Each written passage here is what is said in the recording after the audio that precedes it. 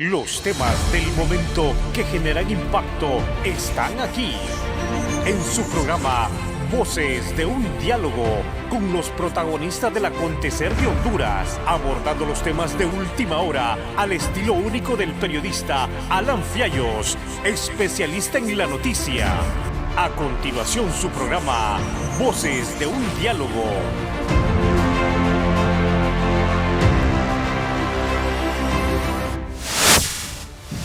Señoras y señores, muy buenas, qué gusto saludarles. Bienvenidos a un programa más de Voces de un Diálogo, siempre con los temas que generan impacto en el país. Hoy tenemos un programón, como siempre, con un invitado de lujo, a quien me llama la atención una particularidad. Es inusual que en Honduras varias voces, varios criterios coincidan en que determinado personaje pues debería formar parte de un gobierno. Sobre todo por su trayectoria, su preparación académica, su experiencia, y eso me ha llamado la atención en lo que va de gobierno de la presidenta Xiomara Castro, que, bueno, dicho sea de paso, no ha terminado de estructurar su gabinete de gobierno, pero muchas voces, muchos criterios, muchas personas coinciden en que es un pecado político y gerencialmente hablando del nuevo gobierno no contar con el doctor Nelson Ávila. Eso es lo que periodísticamente yo percibo, pero bueno, estamos en línea con el doctor Ávila para realizar un análisis serio, objetivo al estilo del doctor Ávila, de lo que estamos viviendo actualmente en el país. Doctor, qué gusto saludarlo. Mucho gusto, amigo Alan, le agradezco por sus comentarios iniciales. Vea, yo soy un ciudadano común y corriente, como todo el resto. Sí, me he preparado académicamente, sí, he estado cerca de 30 años fuera de Honduras trabajando en los organismos internacionales. He trabajado en consecuencia en múltiples sectores, desde política macroeconómica, diplomacia, relaciones internacionales, cooperación internacional, cooperación bilateral, proyectos de desarrollo rural, proyectos de salud, proyectos de energía eléctrica, proyectos de agua, proyectos al mismo tiempo de microcrédito, proyectos de integración centroamericana, elementos de monetarios, cambiarios, crediticios, y bueno, durante muchos años fui jefe de misión o jefe de equipo en las Naciones Unidas, en el Banco Interamericano de Desarrollo. Trabajé también con el Banco Centroamericano cuando era un muchacho de 23 años aproximadamente. Y bueno, y estamos preparados sin duda alguna para dar a nuestra nación. Ahora, yo daré a nuestra nación en un contexto de un verdadero gobierno de integración nacional, un verdadero gobierno que piense en realidad en desarrollar la nación, al mismo tiempo con la libertad y la independencia de criterio que se requiere, y con un verdadero equipo con experiencia, con formación. Eso es lo que requiere Honduras. Estamos en crisis, y la crisis en la que vivimos en Honduras, yo por eso digo, es un caos. Estamos, he dicho varias veces, en un momento extraordinariamente negativo. Entonces, si estamos en un momento extraordinariamente negativo, las decisiones tienen que ser extraordinariamente positivas. ¿No es cierto? Aún en los cuadros que lo acompañan a uno.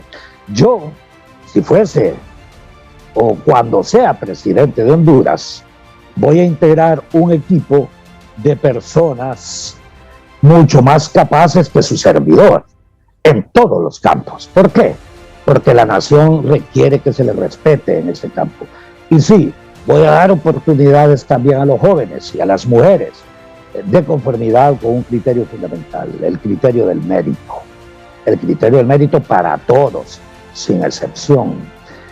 Es en consecuencia que no hay problema, estamos, como dicen siempre, listos para contribuir, y yo siempre he dicho, voy a tratar de hacer que este gobierno sea exitoso, si les parece, pero vea, ya tengo 2 meses que les envié una nota en donde les dije cómo captar cerca de $1.500 millones, y hasta verbalmente se lo dije también a Mel, ¿verdad? $1.500 millones a cero costo para Honduras, y lo podemos tener en 6 meses, orientado a la reducción de la pobreza a través de un programa de apoyo a la micro, pequeña empresa, o sea, el emprendedurismo, lo podemos hacer. También les dije, movilizar recursos de inversión productiva de megaproyectos. Hemos trabajado con mi amigo Tito Livio Sierra también, yo sí creo en el astillero, en el ferrocarril interoceánico, en el proyecto al mismo tiempo de una refinería con componentes ambientales. Cuando yo fui el ministro de Gestión Económico del presidente Mel Zelaya, llegué a preacuerdos con Corea del Sur sobre esos temas y les interesó enormemente. Y también últimamente les envié una carta en donde una empresa de New York propone sus servicios para renegociar la deuda y que ellos tienen experiencia en renegociaciones del 5%. Me explico, eso es importante porque aquí en Honduras pagamos hasta el 12% en préstamos internos y también hemos emitido bonos soberanos a tasas elevadísimas. Entonces es una oportunidad y espero que me escuchen y que no me vean como el eventual opositor como precandidato presidencial para las próximas y que por eso alguna gente evita, según ellos, tenernos públicamente. Pero ahí está usted, me invita entre otros periodistas. Muy bien, y en ese sentido quisiera ir por partes para que vayamos abordando cada una de las líneas que son claves para poder tener una lectura objetiva de la realidad que estamos viviendo en el nuevo gobierno de la presidenta Xiomara Castro, porque eso de estar hablando de Juan Orlando Hernández podemos hacerlo más adelante y todo lo que significa, lo que representa que lo extraditen y eso, pero muy bien, estamos con la nueva realidad y la nueva realidad es que hay un nuevo gobierno, que hay una presidente, que hay un nuevo gabinete de gobierno, pero quiero consultarle y no quiero quedarme con esta pregunta. ¿Qué le ha hecho usted a Mel? ¿Qué le ha hecho usted a Mel Zelaya? ¿Por qué doña Xiomara se puede privar de tener un ministro o un asesor de su talla? ¿Qué le ha hecho usted a Mel, hombre? Es cierto que es rencoroso con quienes lo critican. No, yo soy amigo de él, ¿verdad? Lo que pasa es que habemos algunos que somos amigos, aunque de una u otra forma algunos amigos no respondan con la misma magnitud. No, yo no le he hecho absolutamente nada negativo. Creo yo que siempre hemos tratado de ser ciudadanos iguales que todo el resto y como tal ese es el tratamiento de siempre. Tal vez el hecho es que obvio hay algunas personas que están acostumbrados a apoyar a otras candidaturas y no les gusta algunas candidaturas independientes como las nuestras. Somos gente de mentalidad libre, somos verdaderamente libres, somos verdaderamente el Partido Libre con mentalidad independiente, pero también hemos ganado esto en la lucha. Y no solamente después del golpe de Estado, nosotros luchamos desde adolescentes. Quien conoce nuestra historia como dirigentes estudiantiles en la secundaria o dirigentes estudiantiles al mismo tiempo en la universidad o profesores también universitarios de la época o también como si le parece sindicalistas que fuimos también como presidentes de la Asociación de Funcionarios del BID y del BESIE, no le he hecho absolutamente nada negativo. Tal vez esa pregunta habría que hacérsela a Mel en algún momento. Pero usted no percibe que está resentido con usted. Tal vez no resentido, yo creo que ellos están pensando en las próximas elecciones, dentro de 3 años y medio aproximadamente, es donde se va a definir muchas cuestiones al interior del Partido Libre, pero también yo sí creo que en realidad la única forma de tratar de construir una nación diferente es que pensemos en un gobierno de verdadera integración nacional. O sea, usted me dice que yo soy el que va a impulsar, tal como lo hice en esta vez, se les olvida que yo fui el primero en haber planteado que solamente una amplia alianza podríamos ganar y así ocurrió. Infinidad se opusieron a la alianza con Salvador, aunque yo proponía también con el grupo de Luis. Había otros, ojo, la historia, que proponía más bien la alianza con ciertos sectores liberales asociados al narcoestado. ¿Me explico? Y yo a eso sí me opuse. Y ahí parece que también generó una reacción negativa de alguna gente del partido que quería hacer esa alianza y a mí me parecía espuria.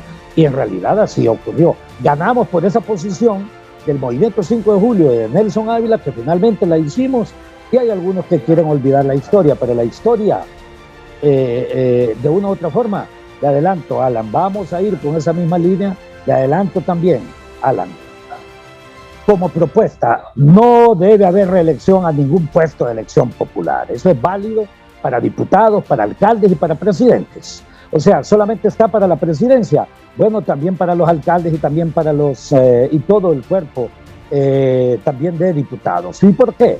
Porque después se creen con derechos superiores a los demás. Primer punto. Segundo punto, cuando se creen con esos derechos superiores, eliminan las oportunidades para la juventud y para los nuevos liderazgos, y solamente ellos se crean. Tercer punto, porque al mismo tiempo este hecho crea las posibilidades de abusos, de impunidad, de inmunidad, de corrupción, de colusión con sectores de interés que quieren que les crean leyes o que les ejecuten. Y el cuarto y último punto, porque están cometiendo, muchos de ellos han cometido violación constitucional al recibir dinero, ojo, ejecutado a través del Congreso Nacional, esos famosos fondos departamentales o como se llame, si son ejecutados directamente por los diputados o por el Congreso, eso es inconstitucional, porque para ello hay un poder ejecutivo a través del cual se canalizan los recursos.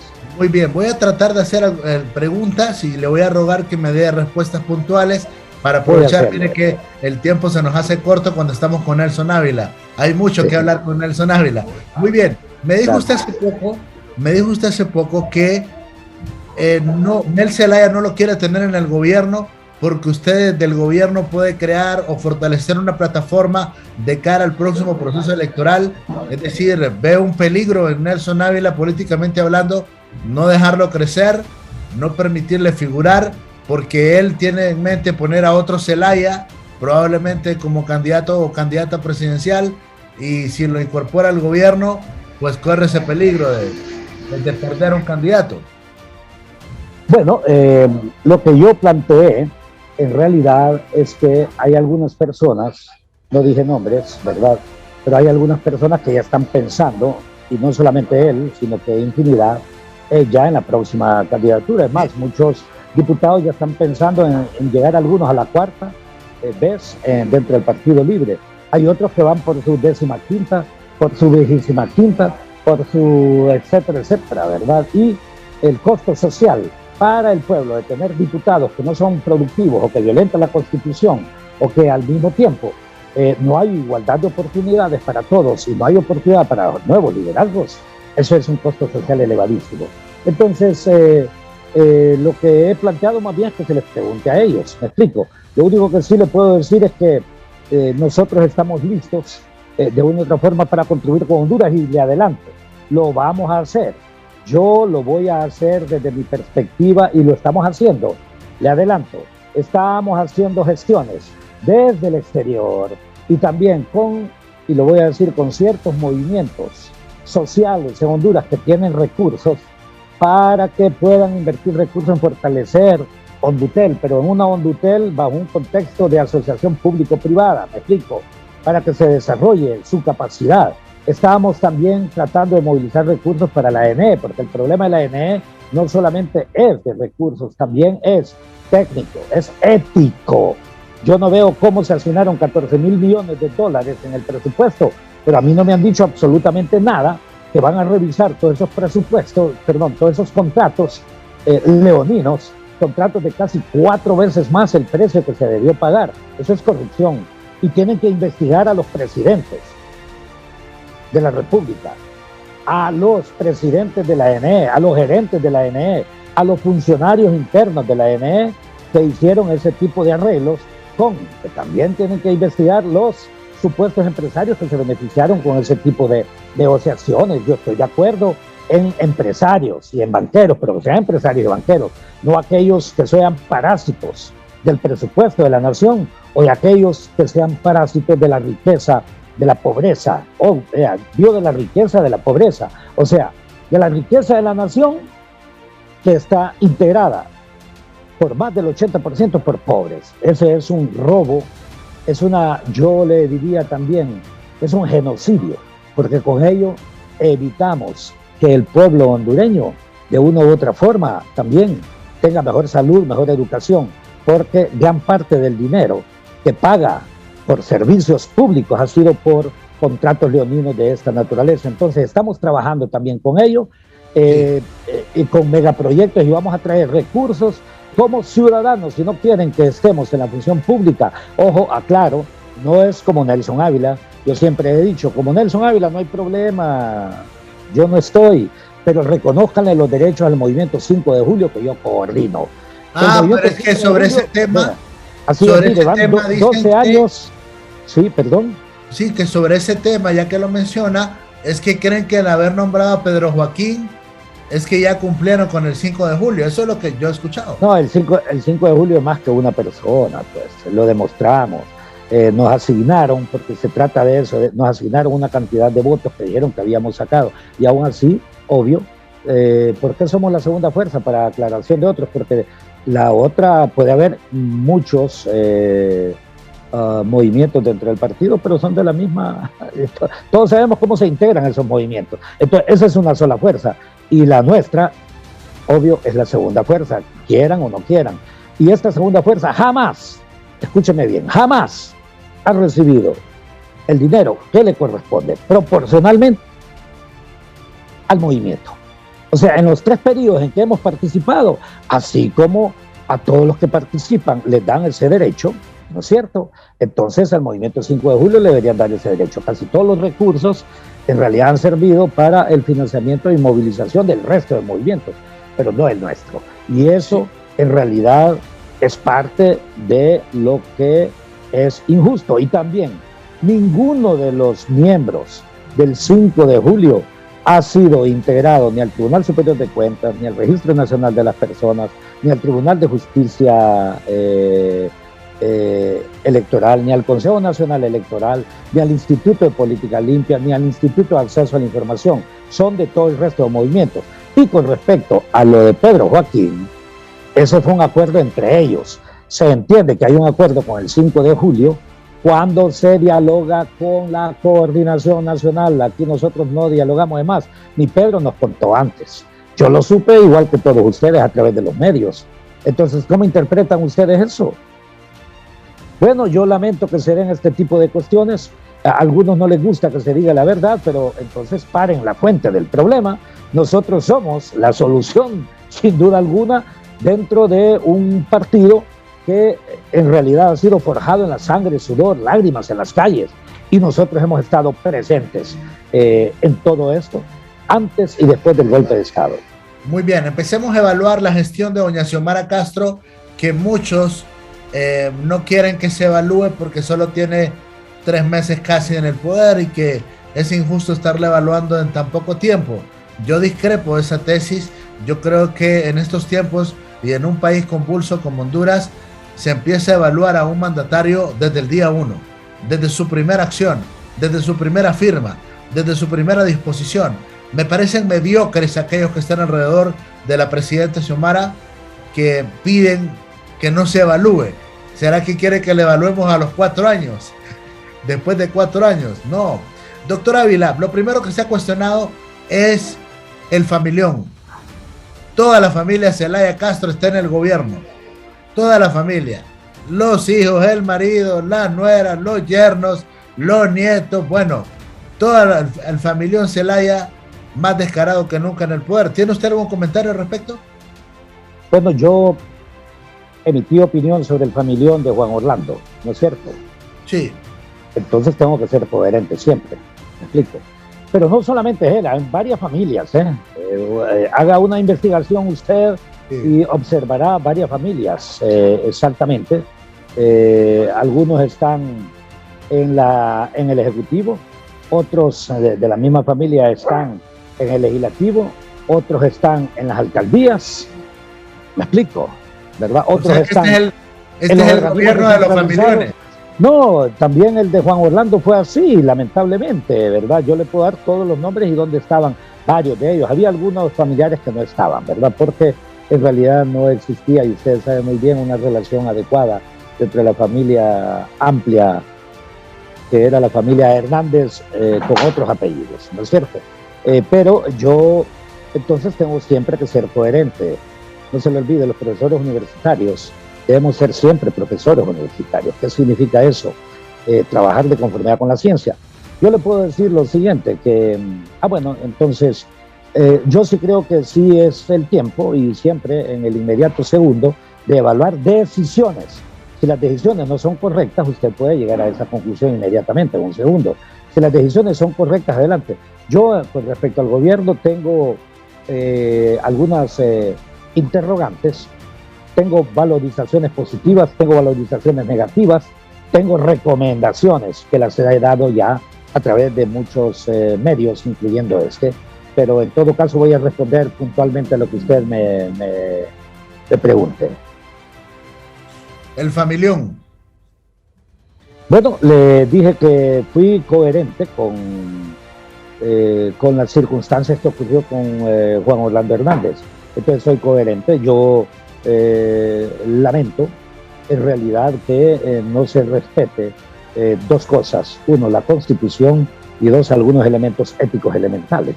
Y eso es válido para cualquier sociedad, para cualquier república. Yo quiero una república en realidad en donde los errores no sean errores inconstitucionales, que no sean errores ilegales y que no sean errores basados en la violación de la ética.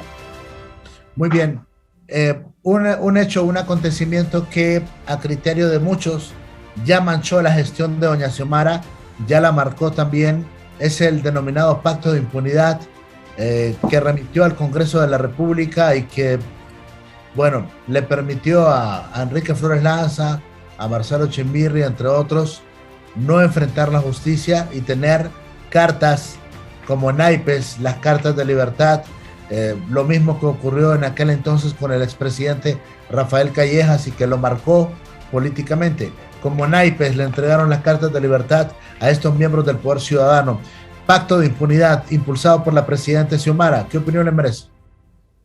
Bien, yo en realidad emití opinión también sobre ese elemento de la ley y yo dije, por encima de todo, siempre tiene que prevalecer la justicia.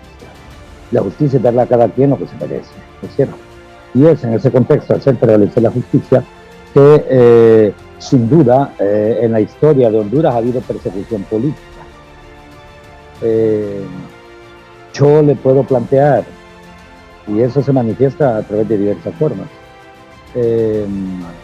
a todos los que hemos sido opositores se nos ha vedado el acceso a cualquier cosa, incluyendo sus relaciones con determinadas entidades financieras, la imposibilidad de obtener préstamos por razones políticas, aunque usted tenga todas las condiciones. Eso nos ha ocurrido a nosotros, ¿no es cierto? Eso por un lado. Por el otro, el mismo abogado Enrique Flores Lanza, él planteó la necesidad de establecer un libro blanco. ¿Qué significa eso? Que la verdad se conozca. Y él dijo, toda la gente parte del principio de que yo tomé ese dinero y yo me quedé con ese dinero. En realidad, yo tengo todas las pruebas en donde distribuye ese dinero entre varias personas, ¿no es cierto? Y en efecto, él publicó eso en algunos medios. Entonces, ¿qué es lo que procede? Que la misma cuentas, la misma fiscalía, para que las personas que tengan algo pendiente, o sea, si el recurso es de la nación, en consecuencia, ese recurso que es de la nación que se devuelva. Y, ojo, eso no excluye la aplicación de los procedimientos de ley correspondientes. ¿Me explico? Eso lo he dicho para Juan Orlando Hernández y lo he dicho para todo aquel que se ha hecho multimillonario en este país y que por eso no quieren que venga la CICI u otros que quieren que venga por poco tiempo. No, tiene que venir por infinidad de tiempo, no menos de 8 años, para tratar de fortalecer la estructura pública y que vea sobre todo los gobiernos nacidos del golpe de Estado, incluyendo este. ¿Me explico? Y también que después analice lo anterior al golpe de Estado. Si nosotros no hemos hecho nada negativo, ¿por qué temer? ¿Por qué temer? No tenemos en realidad que pensar más que en la nación. Vea, amigo Alan, nosotros nos equivocamos en Honduras muy continuamente porque nunca tenemos presente ni al país o sea, el derecho al desarrollo de Honduras, y tampoco tenemos presente a su pueblo y mucho menos a la Constitución y a las leyes. Entonces, así cualquier persona cree, por ejemplo, que cuando alguien vota por él tiene el derecho a disponer como sea de los recursos de la nación. No, para nada. No le han dado un cheque en blanco para eso. Entonces, yo sí respondería a su primera reacción. Es importante que en realidad esa ley beneficiase en realidad a las persecuciones políticas. Pero de otra naturaleza, yo lamento decir que no es correcto, pero que se conozca la verdad, que existe un verdadero libro blanco de la historia hondureña, y comencemos por casa. Muy bien, en esa línea también se está ocurriendo una serie de ilegalidades en el Congreso Nacional de la República. Por ejemplo, quien juramenta a Luis Redondo es nada más y nada menos que Russell Tomé. Russell Tomé, que según la sentencia firme de un tribunal competente, ya Russell fue vencido en todas las instancias, ya está condenado, ya, o sea, fue a casación y en la casación le ratificaron que está condenado. En términos jurídicos es un reo, al igual que Edgardo Casaña. Le menciono nombres y apellidos de casos puntuales porque se supone que estamos refundando la patria. Se supone que estamos siendo distintos ahora que estamos viviendo tiempos diferentes. Pero el señor Tomé es el que juramenta a Luis Redondo, un reo. Y el señor Casaña levanta la mano para legislar todos los días en el Congreso y son reos ya con sentencia firme. Solo falta que nos pongan la penitenciaría ahí a legislar. Vea, yo siempre dije que ambas figuras que se presentaron en ese momento tenían un problema de ilegalidad. Ambas, no solamente una. Y también dije que si lo analizamos en términos de representatividad, de legitimidad, la de Redondo era más legítima. ¿Por qué? Porque el pueblo hondureño votó por que las cosas no se hiciesen de la misma manera, aunque lamentablemente puedan estarse haciendo de la misma manera. Entonces el pueblo hondureño votó para que las cosas se hiciesen en forma diferente y, reitero, hay algunos que la están haciendo de la misma manera. El pueblo hondureño les va a pasar factura, eso por un lado. Sin duda alguna, todo eso fue anormal, lamentablemente, anormal. Y dentro de esa anormalidad deberíamos entender nosotros que los procesos en Honduras deben hacerse exactamente como debe ser, conforme a ley. Pero, ojo, más conforme a justicia. Porque en este país hay leyes que benefician a corruptos, hay leyes que benefician a criminales, hay leyes que benefician a lavadores de activos, hay leyes que benefician a fraudulentos. Como fraudulento fue también el Congreso de Juan Orlando, porque yo les recuerdo, el único del Partido Libre fue el movimiento 5 de julio a través de Nelson Ávila, que interpuso una acción ante la Fiscalía declarando que las elecciones del 2017, aparte de inconstitucionales, eran fraudulentas en los 3 niveles: presidencia, diputaciones, alcaldías. ¿Y qué fue lo que ocurrió? Mi partido, yo lamenté y le reclamé también a Amel porque solamente el partido presentó que había existido fraude solamente en la presidencia en el 2017, cuando había fraude también en las diputaciones y en las alcaldías. Ese tipo de cosas en realidad es parte de la historia. Que les enoja a algunos que las digamos, lo lamento, pero quien divide no es quien hace evidente la verdad o la historia de lo que ocurrió. Quien divide es aquel que procede violentando principios, violentando acuerdos. Entonces, en este caso, yo lo que sí observo, sin duda alguna, es que estamos todavía, y vea, amigo Alan, en el 2001, hace 21 años, vea, ya tiene mayoría de edad, un plan de nación que yo escribí. Un plan de nación con, ojo, no solamente describiendo lo que usted va a hacer, ¿verdad?, sino que con objetivos generales, con los principios en que se basaba el plan de nación, las estrategias fundamentales del Plan de Nación, los 7 planes fundamentales integrantes del Plan de Nación, cuál debía ser la estructura jurídico-política existente para que ese Plan de Nación existiese, cuál debería ser la estructura financiera, cuál sería la matriz de impactos que nosotros lograríamos con la ejecución de ese Plan de Nación, cuáles serían los presupuestos plurianuales que funcionarían para que se adecue ese Plan de Nación, cuáles serían en consecuencia todas esas reformas constitucionales o las reformas legales que se requerían para ello. Y fíjense que cuando lo veo 21 años después, digo, parece que lo escribí ayer. Y ese será también nuestro Plan de Nación que haremos en la lucha política próxima. A algunos, en realidad, vea, hasta para mi candidatura a rector ya están conspirando en contra, ¿verdad? ¿Y por qué? Bueno, por una sencilla razón, porque hay algunos que entienden la política y aquí, mire, la política, amigo Alan, y es importante a través de este medio. Primero, la política, como hemos dicho siempre, está basada en ética y en justicia. ¿Quiénes son los que dicen que son políticos, son éticos y actúan por justicia? Bueno, segundo punto, la política tiene por objetivo el bien común. Ahora, la pregunta, ¿quién actúa por el bien común o por el beneficio de unos cuantos?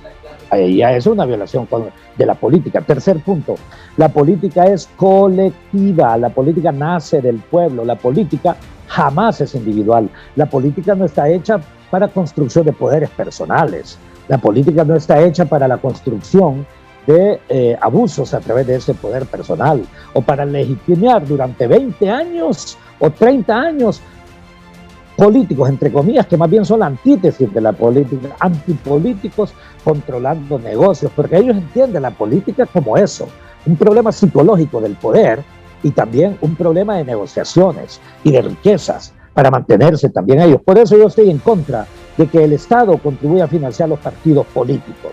Todo aquel que en realidad se mete a la acción política no debe pensar en usar los recursos del Estado, porque más bien entonces eso es corrupción.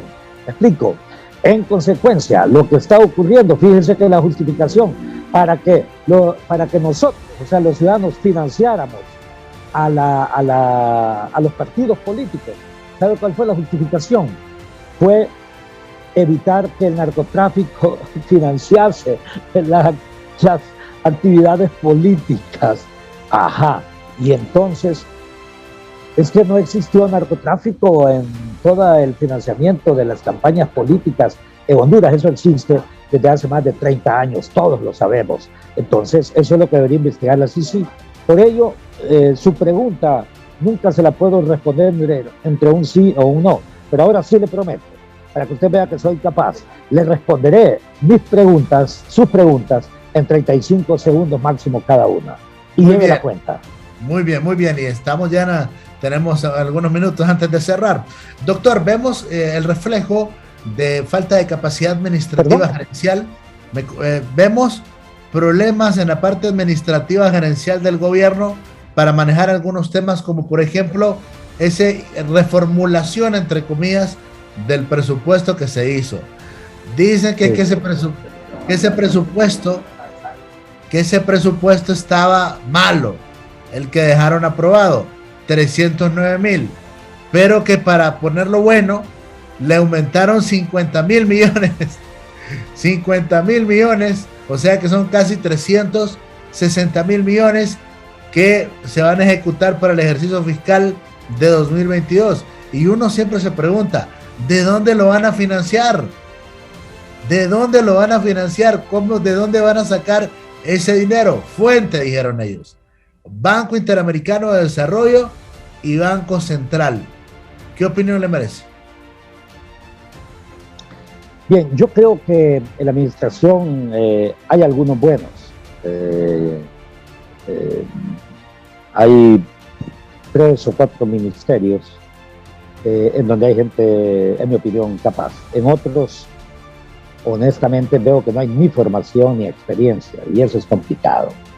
Ahí quien propone a una persona sin formación y experiencia está violentando la ley por una sencilla razón, porque el pueblo no le dio cheque en blanco para que pusiera cualquier persona. Le dijo, haz uso eficiente de mis recursos, porque los recursos no son tuyos, el dinero es mío, ¿me explico? Entonces le digo yo, hay algunos que yo sí considero que son buenos. Con respecto al tema del presupuesto, yo tengo algunos elementos, como le dije, de observación positiva, negativa, tengo algunas interrogantes y tengo algunas propuestas, no sé cómo quiere que comience. Yo digo que de la manera más digerible para la gente que nos ve y que siempre la quieren enredar con términos técnicos, económicos, yo me pregunto, ¿cómo es que el presupuesto era malo con 309,000, pero lo tienen que incrementar a 360,000? ¿Cómo lo van a financiar? ¿Cómo va a ser autosostenible la ejecución de ese presupuesto? Bueno, primer punto, el pueblo hondureño exige que se le informa adecuadamente cómo se usan sus recursos, ¿no es cierto? No a través del Tribunal Superior de Cuentas, que usted nunca sabe muchas cosas, tiene que hacerlo antes. La función del funcionario público es decir, encontré esto. Si ese presupuesto fue objeto de supervisión y de revisión, yo siempre dije, el presupuesto de Juan Orlando fue creado para la corrupción, fue creado para el militarismo, fue creado con un concepto de seguridad, pero sobre todo fue creado con una visión de corrupción y para división de la institucionalidad que le permitiese a él tener el control de toda la institucionalidad, porque Juan Orlando ha sido el funcionario público con el mayor poder que ha tenido en la historia republicana de Honduras. ¿Me explico? En la historia republicana, por la vía ilegal, por la vía inconstitucional, por la vía de, como dicen los Estados Unidos, de la construcción de un narcoestado. ¿No es cierto? Y en ese contexto, el pueblo hondureño debió conocer que había un 20%, un 10%, un 3% de partidas, le digo corruptibles, de partidas clientelistas, inflacionistas, innecesarias, etcétera, etcétera. Nada de eso se dijo. Se aumentó en términos reales en 37,000 millones, no en 51,000 millones, pero aún así se aumentó. Entonces, yo sí, en ese sentido, le puedo decir entonces que el pueblo hondureño necesita y requiere conocer muy bien todo eso. Primer punto. Segundo punto, ¿por qué en consecuencia nosotros no actuamos en base a presupuestos plurianuales para conocer exactamente qué es lo que se va a hacer en 4 o 5 años? Repito, continuamos lo mismo. Tercer punto, ¿por qué no aplicamos, que es lo que yo decía desde mi proyecto de nación, una matriz de impactos? O sea, si usted gasta 20,000 millones en educación o gasta 30,000 millones, se supone que los impactos deben ser diferentes en cuanto a calidad educativa, cobertura educativa, reforma educativa. Es que ahí incluyeron, aunque sea con 5,000 millones de lempiras, yo le puedo hacer a Honduras un país libre de analfabetismo. ¿Me explico? Libre, es que hay un plan de alfabetización masiva o un plan de reforma de la calidad, o en términos de salud, si usted aumentó, en cuanto en consecuencia mejorará la calidad de la salud, los servicios de salud. Es que contiene nuevos hospitales para los 18 departamentos, ¿sí o no? Es que va a modificar el sistema de salud en salud preventiva. Aclaro, no estoy, lo que estoy calificando es el hecho de que todo esto hay que informarlo para la matriz de impactos. Es que en parte educativa vamos a disminuir la deserción escolar, que ha sido enorme en este país y en tiempos de pandemia. Es que hemos incluido también en educación todo lo que es una ayuda psicológica de lo que esto significa para la población estudiantil y juvenil, el no haber tenido relaciones con compañeros durante 2 años. Es que aplicamos todo eso. Son preguntas, vea, y solamente me refiero a 2 carteras que son las fundamentales. No estoy calificando la calidad de los ministros con respecto. Hay uno de ellos que sí me parece que sí está preparado para el cargo. ¿Me explico? De estos 2 ministros.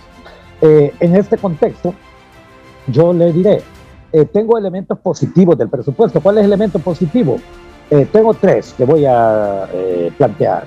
El primero es que aumentó la inversión pública. Allí aparece una asignación para represas hidroeléctricas. Eso me parece interesante, ojo, pero serían estudios, no para la construcción, porque aquí en Honduras se construyen represas. Investigue usted y verá lo que ha ocurrido aquí en Francisco Morazán, cómo se comenzó la construcción de represas sin haber hecho los estudios correspondientes. Eso no solamente es un problema técnico, es de otra naturaleza, ¿verdad? Eso es impensable. Entonces, que se oriente hacia inversión pública en eso me parece bien. Segundo punto, me parece bien que se haya aumentado, aún con las críticas que yo le estoy haciendo, el presupuesto en los sectores sociales. Eso es importante. Pero no sé si va a mejorar la eficiencia del gobierno en materia social, que es el otro problema, porque nada me sirve seguir invirtiendo cuando la eficiencia social es muy baja. ¿Me explico? Tercer punto, me pareció importante también que el endeudamiento se hiciese a un bajo costo a través del uso de algunos recursos del Banco Central, pero claro, ustedes llega a una tasa del 3%, que comparado con el 13% que estamos pagando en algunos créditos internos y casi el 9% en bonos, discúlpeme, eso fue una irresponsabilidad hecha por personas que bien que ninguno de los que tomó esas decisiones era economista en el gobierno anterior, pero también estamos cometiendo errores similares, me explico.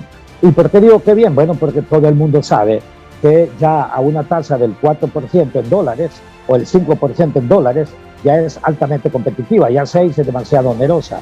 En lempiras, bueno, no se endeude a tasas del 12%, el 13% fue lo que hicieron, lo lamento, ¿verdad? No basta ser economista para entender ese tipo de cosas, ¿verdad?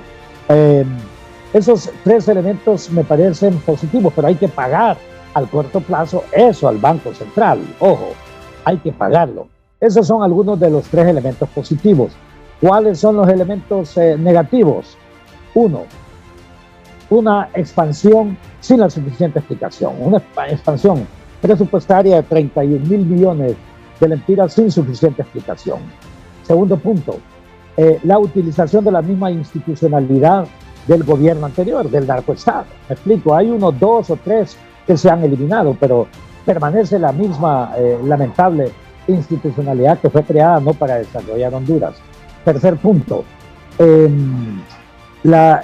los militares, el presupuesto es casi la mitad del presupuesto de salud. Es que justo eso, me disculpan, o es que está jugando a quedar bien con una visión que a todas luces no necesariamente ha demostrado los militares en Honduras, sobre todo los que han dirigido, que piensan en la nación, que respetan la Constitución de la República. Y tenemos infinidad de estados mayores que fueron violadores de la Constitución de la República. Interrogantes, asignan 14.000 millones de lempiras para el pago de la deuda en la ANE, pero no me dicen nada sobre qué van a hacer para recuperar los miles de millones y para evitar continuar pagando exactamente con contratos a precios supraalzados. ¿O es que hay acuerdos con algunos grupos de poder en ese sentido? Que se lo digan a Honduras, que se lo digan al pueblo hondureño. ¿Me explico? Otro elemento que me parece también que no es muy explícito, y debemos pasar este año la cuenta del milenio. Para que pasemos la cuenta del milenio, orientemos gran parte de los recursos a ellos, si no perderemos otros 500 millones de dólares por año. Eso es importante. Tampoco se planteó sobre la estrategia de renegociación de la deuda, que es un tema capital. Yo ya tuve una conversación con Meli, con la ministra hace aproximadamente de Finanzas, hace aproximadamente un mes, y sugerí lo que deberían incluir en esa negociación con el Fondo Monetario, ¿verdad? Incluyendo que ellos se mojen también para que exijan una auditoría forense, digo el Fondo Monetario, con respecto a los contratos de generación de energía. ¿Por qué no hacerlos que también ellos apoyen un plan de lucha contra la corrupción en Honduras, que nunca lo he visto, ¿verdad? O un plan precisamente de verdadera, porque los problemas de la ENE continúan, ¿verdad? O sea, el tema de las pérdidas técnicas y no técnicas, eso nunca se resolvió en Honduras, ¿verdad? Han pasado infinidad de gerentes en la ENE y no resolvieron ese problema estructuralmente hablando, ¿me explico? Entonces, tengo esas interrogantes sobre cuál sería el impacto real en el crecimiento.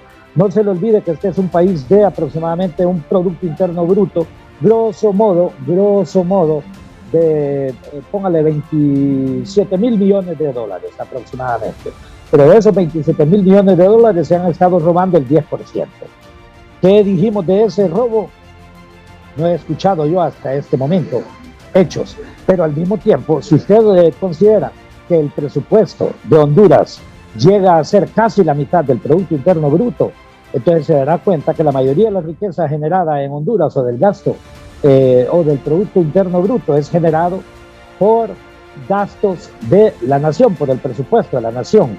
Y eso debemos tener muchísimo cuidado, porque la inmensa mayoría del presupuesto en realidad no necesariamente va para inversión, y eso le genera inflación en el largo plazo, deseconomía de escala. Entonces tenemos que orientarnos también, y deberían poner un buen funcionario para que se cumpla con las cuentas del milenio. Pero para que se cumpla con todo eso, todos los ministerios tienen que actuar al unísono. Pero no solamente con eso, sino cómo se va a desarrollar Honduras, porque no basta con recaudar el dinero para hacer crecer por producción, sino que desarrollar la nación. Muy bien.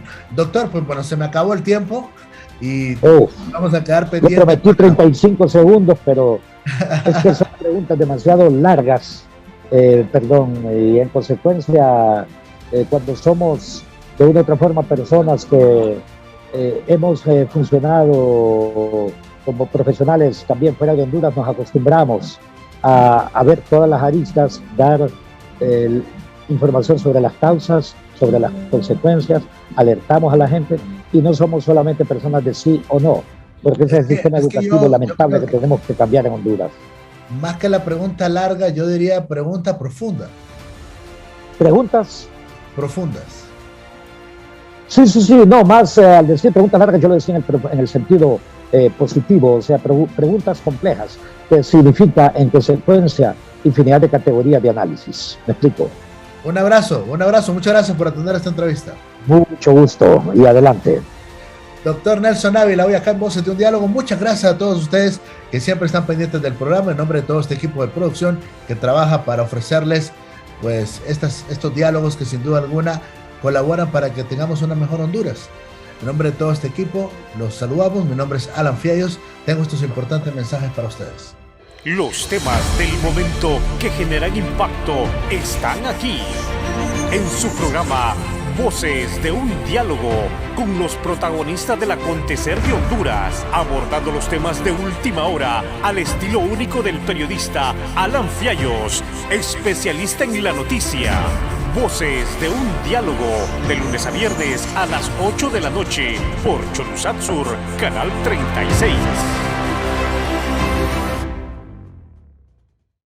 Este verano, el viaje me lo gano. Chorotega te premia con unas merecidas vacaciones a Roatán vía aérea con todo incluido. Por cada 150 lempiras en aportaciones ordinarias, recibes un boleto electrónico con el que participarás en el gran sorteo de viajes a Roatán. Entre más ahorres, más oportunidad tienes de volar. Condiciones aplican. Sorteo 29 de abril. Cooperativa Chorotega. Creyendo juntos.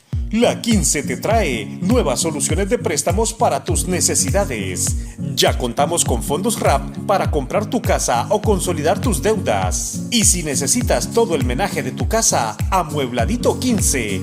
¿Quieres comprar un vehículo? Pregunta por Movicop 15. ¿Vacacionar o disfrutar esta Semana Santa? Con Pescadito 15 lo puedes hacer. Tenemos las mejores opciones de crédito para ti. Visítanos en nuestras filiales y solicita tu préstamo ya. Cooperativa 15 de septiembre, desde 1958. Bendiga a Dios la pródiga tierra en que nací, sus campos y ciudades. Sumemos nuestra confianza en el hogar, en la sociedad, en los proyectos que desarrollan nuestro país. En nuestros corazones y pensamientos hay una sola voluntad. Creer y triunfar es nuestro propósito. Para decidir nuestro futuro. Para brillar en todo el mundo. Gracias por estos 109 años de confianza. Gracias a ti, somos el primer banco en Honduras en alcanzar más de 100,000 millones de lempiras en depósitos. Gracias a más de 1.600.000 clientes por depositar aquí sus sueños, ahorros y logros. Por ustedes, seguiremos innovando. Vamos todos juntos por más. Banco Atlántida. Imagina, cree, triunfa. Aprendiendo juntos en familia con Cooperativa Sagrada Familia. Sé el ganador de una de las 41 laptops y uno de los 82 bonos escolares de 5.000 lempiras. Acumula números electrónicos por cada depósito de 300 lempiras en cualquiera de las cuentas participantes. Aportaciones, lazos familiares, navideña, chique ahorro o juvenil. O al obtener tu tarjeta de crédito Credit Cop. Deposita y gana. Cooperativa Sagrada Familia. Tu familia.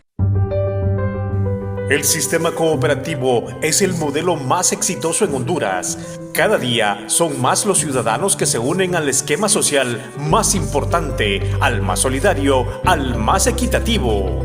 Por su importancia y trascendencia nacional, es necesario analizar y profundizar sobre los temas relevantes en la hora del cooperativismo y su programa Foro Cooperativo. Gracias a Dios porque nos ha permitido estar de nuevo con ustedes. Tenemos una agenda importante que compartir con ustedes hoy acá en el programa. Hay un plan educativo que ayuda en todas las cooperativas. Todos los fines de semana, con la participación de experimentados analistas e invitados especiales. Foro Cooperativo, en la hora del cooperativismo, una presentación exclusiva de Cholusat Sur, Canal 36.